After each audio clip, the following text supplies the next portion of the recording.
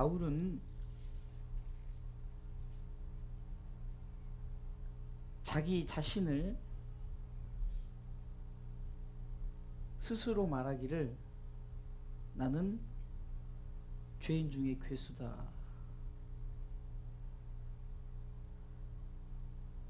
예수님을 만나기 전에는 포행자요, 악행을 행하는 자요.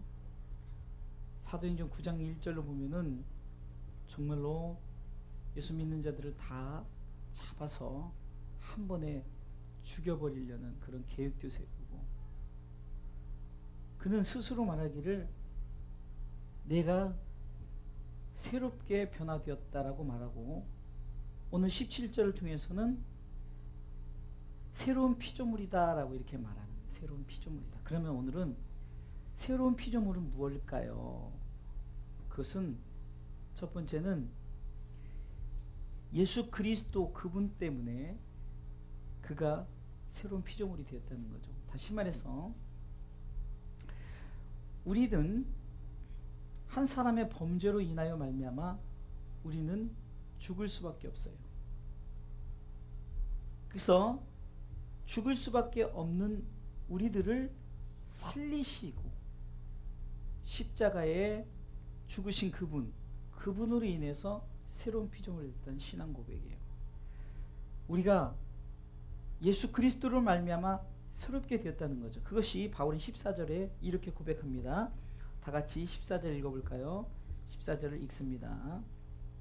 그리스도의 사랑이 우리를 강권하시는도다.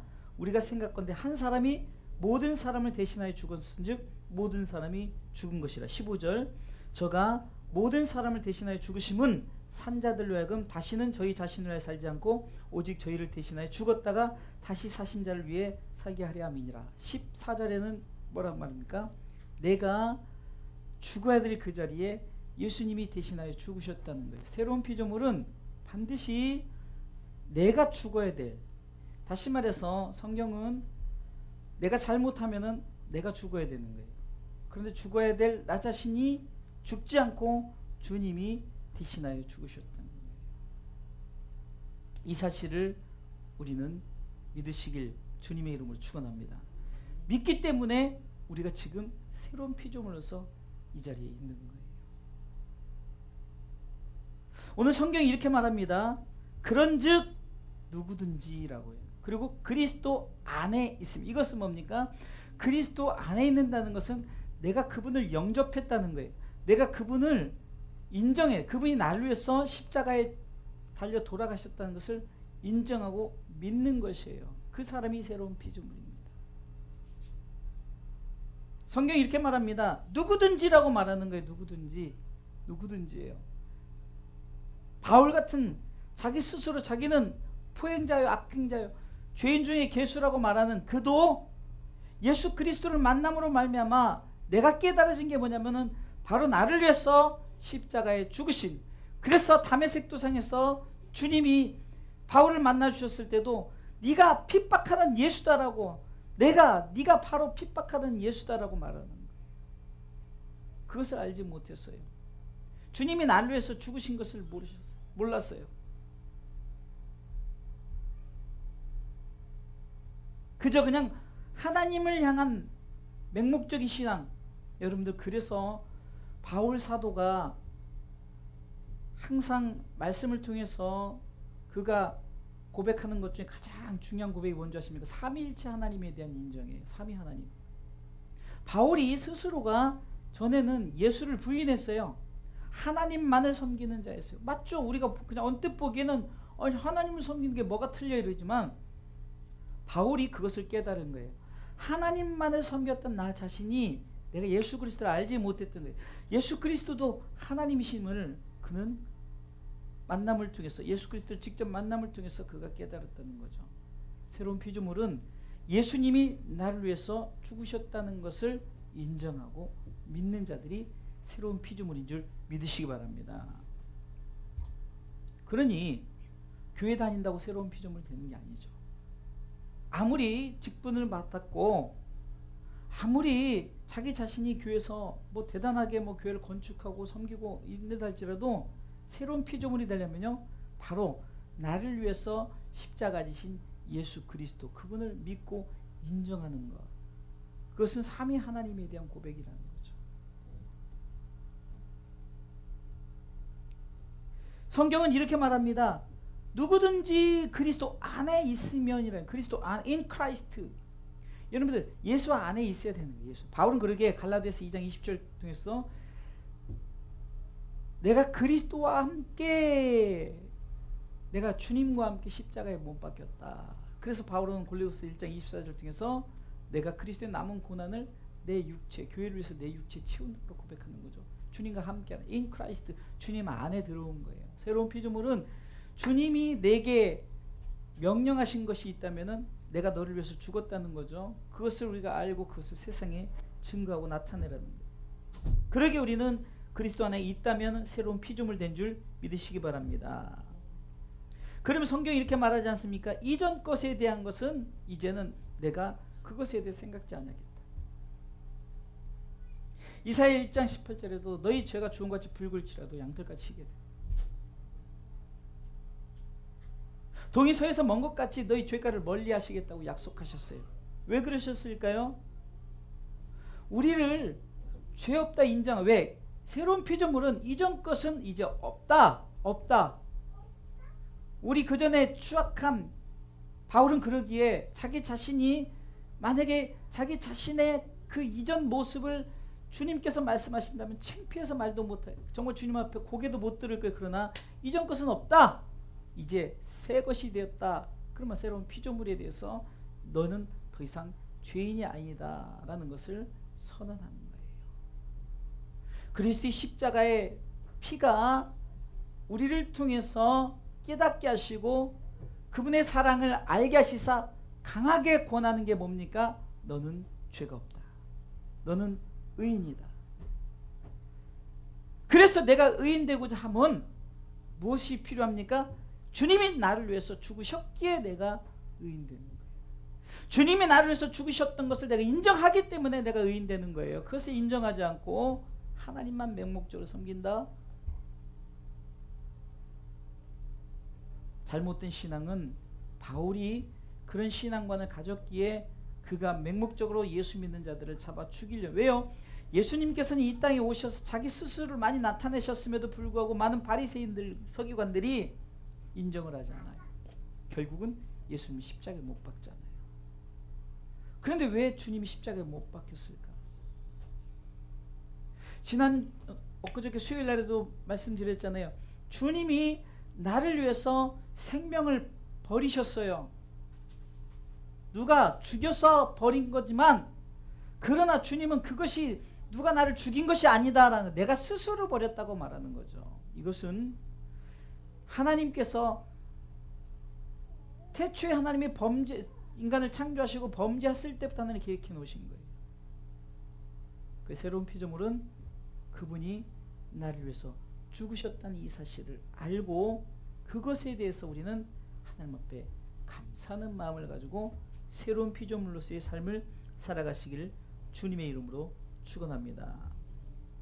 두 번째 생각할 것은 바로 이겁니다. 그러면은 내가 주님이 나를 위해서 죽으셨잖아요. 그런데 그 이유가 있다는 거예요. 그러면은 죽으신 이유가 있고 주님이 그러면 내가 너를 위해서 죽었으니까 너는 이렇게 살라고 말하는 거예요. 그러니까 새로운 피조물은 새로운 삶의 목적을 가져야 됩니다. 16절을 보겠습니다. 15절 보겠습니다. 시작. 저가 모든 사람을 대신하여 죽으심은 산자들로 하여금 다시는 저희 자신을 위하여 살지 않고 오직 저희를 대신하여 죽었다가 다시 사신 자를 위해서 살게 하려 함이라. 분명한 목적이 나와 있죠. 자, 주님이 나를 위해서 죽으셨다는 것을 믿는 자가 새로운 피조물을 해서요. 그렇게 믿는 자들은 이제는 어떻게 살라고요? 주님이 나를 위해서 죽으셨던 이 사실을 이젠 증거하면서 세상을 향해서 저분 때문에 내가 살아났다. 그러면서 다시는 죽은 자로서의 삶을 살아 산 자로서의 삶을 살라는 거죠. 그러면서 우리를 살려주신 자가 있다는 거죠. 그분이 누굽니까? 예수 그리스도죠. 주님이 자기 자신을 위해 살지 않고 수요일날 요한복음 10장을 통해서 선한 목자가 본이 무엇입니까? 양을 위해서 사는 거예요. 근데 싹군 목자는요, 양을 위해서 산 게 아니라 자기 자신을 위해 살고, 양은 어떻게 됩니까? 결국은 양의 피를 빨아먹는. 그러나 주님은 자신의 모든 물과 피를 다 쏟으시면서 양을 위해서 사셨다는 거예요. 그렇게 산 자가, 다시 말합니다, 그렇게 산 자가 너희가 다시는 옛것을 취하지 말고 새로운 피조물로서 살으라. 그래서 목적이 뭡니까? 새로운 피조물의 삶의 목적은 내가 이제 주를 위해 사는 거예요. 로마서 14장 8절 말씀에는 이렇게 말하지 않습니까? 우리가 살아도 주를 위해 살고 죽어도 주를 위해, 사나 죽으나 나는 다 주의 것이로다. 로마서 14장 8절을 통해서 그렇게 말씀하시죠. 우리가 살아도 주를 위해 살고 죽어도 주를 위해 죽나니 그러므로 사나 죽으나 우리가 주의 것이로다. 바로 바울이 15절 말씀을 통해서 중반부에 다시는 저희 자신을 위해 살지 말라, 네 자신을 위해 살지 말라, 주를 위해서 살라는 것은 주님이 우리에게 맡겨진 내 십자가, 주님이 내게 맡겨진 복음의 사명, 이것을 우리가 이것을 가지고 살라는 거예요. 우리가 잘못 알면은 주를 위해 산다는 것이 막 주님께 막 경배하고 막 엎드리고, 그게 맞아요. 그러나 주님은 그것에 대한 영광보다는 어떤 영광을 원하십니까? 복음을 위해서 살 때 주님이 영광을 받으셔요. 왜요? 주님이 명령하셨기 때문에, 주님이 말씀하셨기 때문에.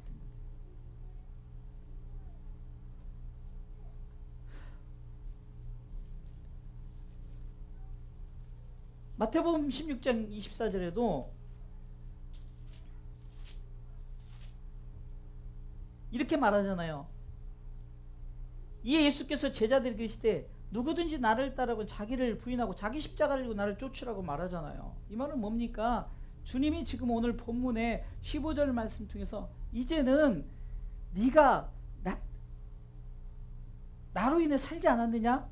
이제는 죽은 자를 위해서 살지 뭐 산 자를 위해서 사는데, 보니까 복음을 위해서 내가 너에게 맡겨진, 그러면 우리에게 맡겨진 사명이 뭘까요? 그것은 바로 복음을 위해서 사는 거죠. 예수 그리스도를 증거하는 거예요. 제가 우리 교회 방송실의 컴퓨터도 온 가족을 그리스도께로라는 그 바탕화면을 깔고, 내 방의 컴퓨터도, 목양실의 컴퓨터도 온 가족을 그리스도께로.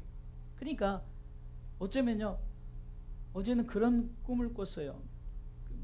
꿈이라기보다도 내가 막 이렇게 생각을 하고 막 이렇게 하다 보니까 그것이 내 마음속에 이렇게 그려지면서 비몽사몽이라고 그러죠. 그런 비몽사몽, 내가 생각을 깊이 하다 보니까 그것이 이제 이렇게 꿈에서 나타내어지는 것처럼, 제가 전원교회에 대한 꿈을 꾸고 있잖아요. 근데 그것이, 그러니까 제 생각에 이제 지금이 아닌 거예요. 하나님이 조금 때가 되면은 이제 고강동 지역이나 우리가 원하는 그 지역에 가서, 부동산에 가서 알아보면은 이제 하나님이 땅을 예배해 주시고, 아니면 어떤 터를 하나 예배해 주실 거예요. 그런, 이게 어떤, 제가 꿈을 꾸다 보니까 그런 마음의 생각이, 그런 생각이 드는 거예요. 뭐 이건 예언도 아니거나, 이건 제 생각을 말하는 거예요. 지금은 아니에요. 지금은. 그러면서 뭐 때문에 그렇게 하느냐? 그래서 교회 이름까지 새롭게 제 마음에 주셨어요. 그렇게 바꿀 건 아닌데, 여러분들 뭐 제 마음대로 바꾸는 거지만 주님이 주시면, 그래서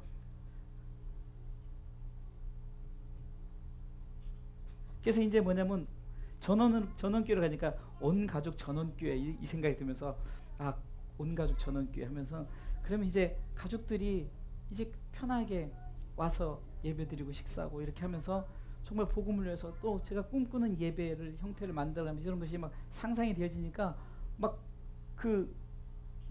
기도하면서 더 막 기대가 되고, 막 그렇게 하나님 언제 주실까, 하나님 예배한 땅이 있겠지 하면서 목표를 딱 정해놨으니까, 어차피 우리는 멀리 못 가잖아. 우리 성도들 같이 하니까 그냥 저 고강동 우리 아이죠, 그 사이 거기 아니면 안 돼요. 거기 아니면 뭐 이쪽 편이든 어떤가 그런 저는 모르겠어요. 하여튼간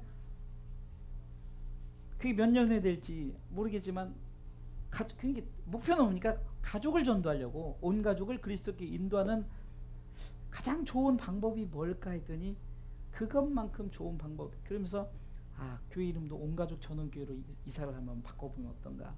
그래서 남들이 봤을 때 온가족 전원교회 그러면은 여기 딱 그냥 느껴진 뉘앙스가 온 가족이 전원해서 이렇게 예배드리는 교회구나 뭐 이렇게 느껴지지 않을까 이런 생각이 드는 거예요. 혼자만 이렇게 그렇게 비몽사몽간에. 결국은 제가 무엇을 얘기하냐면 새로운 피조물은요, 복음을 위해서 우리가 새로운 피조물이 되었다는 거예요. 쉽게 얘기하면은 우리를 구원하신 목적은 우리가 구원받는 사람을 날마다 더하게 하시려고. 할렐루야. 믿는 자들을 날마다 더하게 하시려는데 우리에게 가장 복음이 시급한 데가 어디입니까? 바로 가정 아닙니까? 가정. 그래서 온 가족을 그리스도께로 인도하라는, 그러니까 내가 먼저 믿고 구원에 대한 확신을 가졌더니 주님께서 그렇게 살라라고 우리 가운데 명령하시는 거예요.